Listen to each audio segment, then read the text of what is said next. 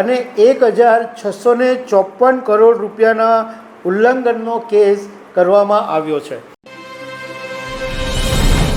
Enforcement directorate ઈડીએ online shopping platform Myntra અને એની સહયોગી કંપનીઓની સામે ફોરેન એક્સચેન્જ મેનેજમેન્ટ એક્ટ ફેમાના ઉલ્લંઘન બદલ કેસ કર્યો છે અને 1654 કરોડ રૂપિયાના ઉલ્લંઘનનો કેસ કરવામાં આવ્યો છે.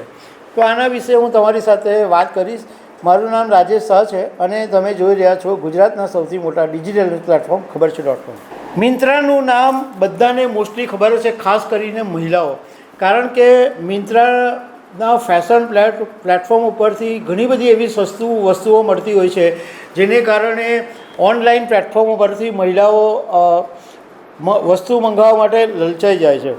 હવે ઈડી જે મિન્ત્રા છે એ ઈડીના સકંજામાં અત્યારે આવી ગઈ છે, કારણ કે ઈડીને એવી માહિતી મળી હતી કે Messrs Mitra designs private limited અને તેની સહયોગી કંપનીઓ હોલસેલ કેશ એન્ડ કેરી નામથી મલ્ટી બ્રાન્ડ રિટેલ બિઝનેસ કરી રહ્યા છે અને આ એક ફોરેન ડાયરેક્ટ ઇન્વેસ્ટમેન્ટ એફડીઆઈની નીતિનું ઉલ્લંઘન છે એવું આની વિરુદ્ધ છે. એટલા માટે ઈડીએ આ મિન્ત્રાની સામે 1654 કરોડ રૂપિયાનો કેસ નોંધ્યો છે અને અત્યારે તપાસ ચાલી રહી છે. ઘણી બધી બાબતોની ઈડી તપાસ કરશે.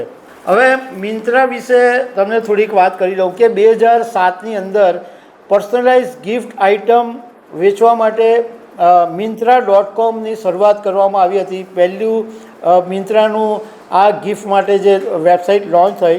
2011ની અંદર ફેશન અને લાઇફસ્ટાઇલ પ્રોડક્ટ વેચવાનું મિન્ત્રાએ શરૂ કર્યું. 2014ની અંદર 2000 કરોડ રૂપિયામાં ફ્લિપકાર્ટે મિન્ત્રાને ખરીદી લીધી.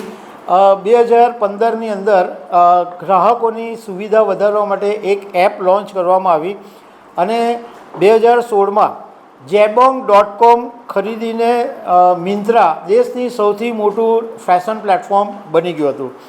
2018ની અંદર બેંગલુરુનું એક વિટવર્ક ખરીદીને વેરેબલ પ્રોડક્ટમાં પણ મિન્ત્રા આગળ આવી ગયું અને 2021ની અંદર એક લોગોનો વિવાદ પણ ઊભો થયો હતો, જેને કારણે મિન્ત્રાએ પોતાનો લોગો બદલવો પડ્યો. અત્યારે મિન્ત્રાના 4 કરોડ ગ્રાહકો હોવાનું કહેવાય છે. તો દર્શક મિત્રો, આવી અનેક વાતો સાથે અમે તમને મળતા રહીશું. Thank you very much.